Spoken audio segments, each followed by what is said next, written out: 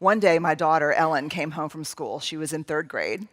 And the minute we closed the front door, she literally just started sobbing and slid down the door until she was just kind of a heap of crying on the floor. And of course, it scared me, and I said, what's wrong, Ellen? What happened? What happened? And she pulled herself together enough to say, something really hard happened to me today at school, and I shared it with a couple of my friends during recess. And by the time we got back into the classroom, everyone in my class knew what had happened. And they were laughing and pointing at me and calling me names. And it was so bad, and the kids were being so disruptive, that her teacher even had to take marbles out of this marble jar. And the marble jar in the classroom is a jar where if the kids are making great choices together, the teacher adds marbles. If they're making not great choices, the teacher takes out marbles. And if the jar gets filled up, there's a celebration for the class. And so she said, it was one of the worst moments of my life. They were laughing and pointing, and Miss Balkin, my teacher, kept saying, I'm gonna take marbles out, and she didn't know what was happening. And she looked at me, and she, just with this face that is just seared into my mind, and said, I will never trust anyone again. And my first reaction, to be really honest with you, was damn straight. You don't tell anybody anything but your mama. Yeah, right? That's it. I mean, that was my like, you just tell me. And when you grow up and you go off to school, mama will go too. I'll get a little apartment. And the other thing I was thinking, to be quite honest with you, is I will find out who those kids were. And while I'm not going to beat up a 9-year-old, I know their mamas. That's the place you go to. And I'm like, how am I going to explain trust to this 3rd grader in front of me? So I took a deep breath and I said, Ellen, trust is like a marble jar. She said, what do you mean? And I said, you share those hard stories and those hard things that are happening to you with friends who over time you filled up their marble jar. They've done thing after thing after thing where you're like, I know I can share this with this person. Does that make sense? And that's what Ellen said. Yes, that makes sense. And I said, do you have any marble jar friends? And she said, oh yeah, I totally. Hannah and Lorna are marble jar friends. And I said, and then this is where things got interesting. And I said, tell me what you mean. How do they earn marbles for you? And she's like, well, Lorna, if there's not a seat for me at the lunch cafeteria, she'll scoot over and give me half a Heine seat. And I'm like, she will? She's like, yeah, she'll just sit that like that, and so I can sit with her. And I said, that's a big deal. This is not what I was expecting to hear. And I said, then she said, and you know Hannah, on Sunday at my soccer game? And I was waiting for this story where she said, I got hit by a ball, and I was laying on the field, and Hannah picked me up and ran me to first aid. And I was like, yeah? And she said, Hannah looked over, and she saw Oma and Opa, my parents, her grandparents, and she said, look, your Oma and Opa are here. And I was like, boy, she got a marble for that? And she goes, well, not all my friends have 8 grandparents, because my parents are divorced and remarried. My husband's parents are divorced and remarried. And she said, and it was so nice to me that she remembered their names. And I was like, And she said, do you have marble jar friends? And I said, yeah, I do have a couple of marble jar friends. And she said, well, what kind of things do they do to get marbles? And this feeling came over me, and I thought, the first thing I could think of, because we were talking about the soccer game, was that same game, my good friend Eileen walked up to my parents and said, Deanne, David, good to see you. And I remember what that felt like for me. And I was like, certainly, trust cannot be built by these small, insignificant moments in our lives. It's got to be a grander gesture than that. So, as a researcher, I start looking into the data. I gather up the doctoral students who've worked with me. We start looking, and it is crystal clear. Trust is built in very small moments. And when we started looking at examples of when people talked about trust in the research, they said things like, yeah, I really trust my boss. She even asked me how my mom's chemotherapy was going. I trust my neighbor because if something's going on with my kid, it doesn't matter what she's doing, she'll come over and help me figure it out. You know, one of the number one things emerged around trust in small things? People who attend funerals. This is someone who showed up at my sister's funeral. Another huge marble jar moment for people, I trust him because he'll ask for help when he needs it. How many of you are better at giving help than asking for help, right? So asking for help is one of those moments. Let me see what the research says. And I went to John Gottman, who's been studying relationship for 30 years. He has an amazing work on trust and betrayal. And the first thing I read, trust is built in the smallest of moments. And he calls them sliding door moments. And the example that he gives is so powerful. He said he was lying in bed one night. He had 10 pages left of his murder mystery. And he had a feeling he knew who the killer was, but he was dying to finish this book. So he said, I want to get up, brush my teeth, go to the bathroom, and get back in and not have to get up. I just want, you know that feeling when you just want to get all situated and read the end of your book. So he gets up, and he walks past his wife in the bathroom who's brushing her hair, and who looks really sad. And he said, my first thought was, just keep walking, just keep walking. So he said, that's a sliding door moment. And here's what struck me about his story. Because he said, there is the opportunity to build trust. And there is the opportunity to betray. Because as small as the moments of trust can be, those are the moments of betrayal as well.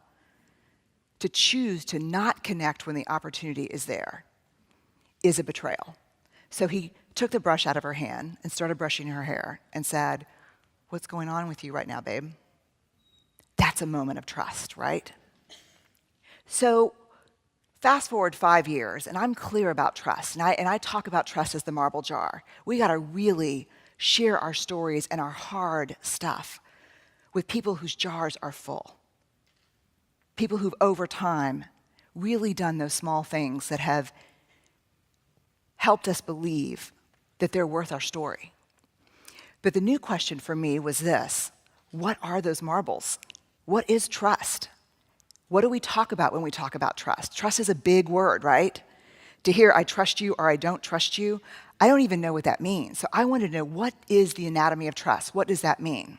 So I started looking in the research, and I found a definition from Charles Feltman that I think is the most beautiful definition I've ever heard. And it's simply this: trust is choosing to make something important to you vulnerable to the actions of someone else. Choosing to make something important to you vulnerable to the actions of someone else. Feltman says that distrust is what I have shared with you that is important to me is not safe with you. So I thought, that's true. And Feltman really calls for this, let's understand what trust is. So we went back into all the data to find out, can I figure out what trust is? Do I know what trust is from the data? And I think I do know what trust is. And I put together an acronym, BRAVING, B-R-A-V-I-N-G, braving. Because when we trust, we are braving connection with someone. So what are the parts of trust? B, boundaries. I trust you if you are clear about your boundaries, and you hold them, and you're clear about my boundaries, and you respect them. There is no trust without boundaries. R, reliability. I can only trust you if you do what you say you're going to do, and not once. So what reliability is you do what you say you're going to do over and over and over again. You cannot gain and earn my trust if you're reliable once, because that's not the definition of reliability. In our working lives, reliability means that we have to be very clear on our limitations so we don't take on so much that we come up short and don't deliver on our commitments. In our personal life, it means the same thing.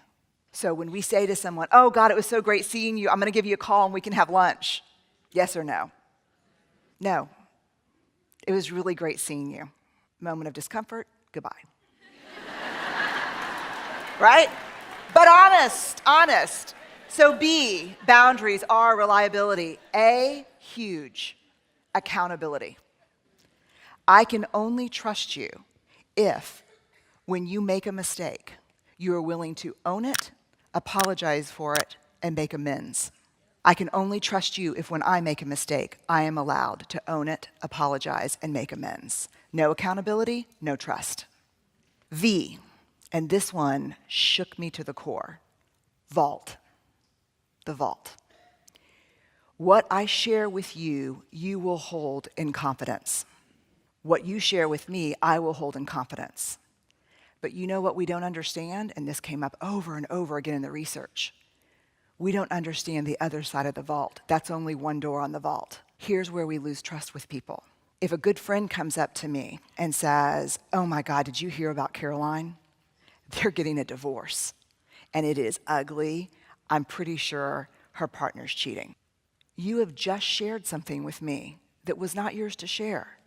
And now my trust for you, even though you're gossiping and giving me the juice, now my trust for you is completely diminished. Does that make sense?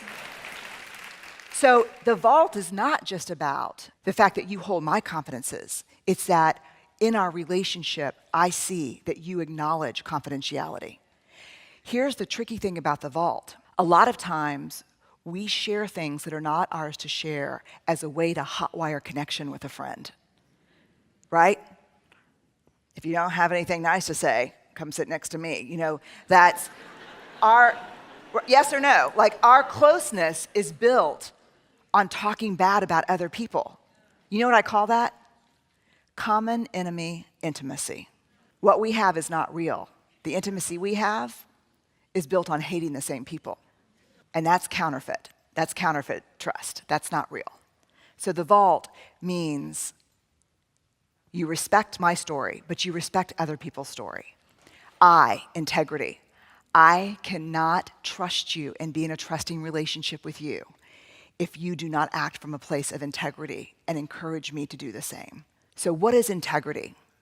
So I came up with this definition because I didn't like any of the ones out there, and that's what I do when I don't like them. I do. I look in the data and I say, what's integrity? Here's what I think integrity is. 3 pieces. It's choosing courage over comfort, choosing what's right over what's fun, fast, or easy, and practicing your values, not just professing your values. Right? I mean, that's integrity. In non-judgment, I can fall apart, ask for help, and be in struggle without being judged by you. And you can fall apart and be in struggle and ask for help without being judged by me. Which is really hard because we're better at helping than we are asking for help. And we think that we've set up trusting relationships with people who really trust us because we're always there to help them. But let me tell you this, if you can't ask for help and they cannot reciprocate that, that is not a trusting relationship. Period. And when we assign value to needing help, when I think less of myself for needing help, whether you're conscious of it or not, when you offer help to someone, you think less of them too. You cannot judge yourself for needing help, but not judge others for needing your help. And somewhere in there, if you're like me, you're getting value from being the helper in a relationship. You think that's your worth. But real trust doesn't exist unless help is reciprocal and non-judgment. The last one is G, generosity. Our relationship is only a trusting relationship if you can assume the most generous thing about my words, intentions, and behaviors, and then check in with me.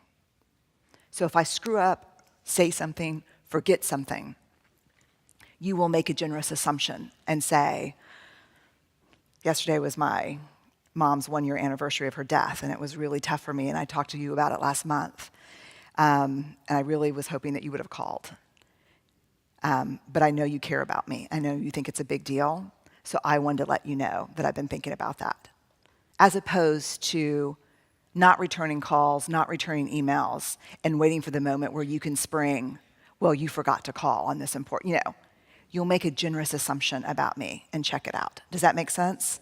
So we've got boundaries, reliability, accountability, the vault, integrity, non-judgment, and generosity. This is the anatomy of trust, and it's complex.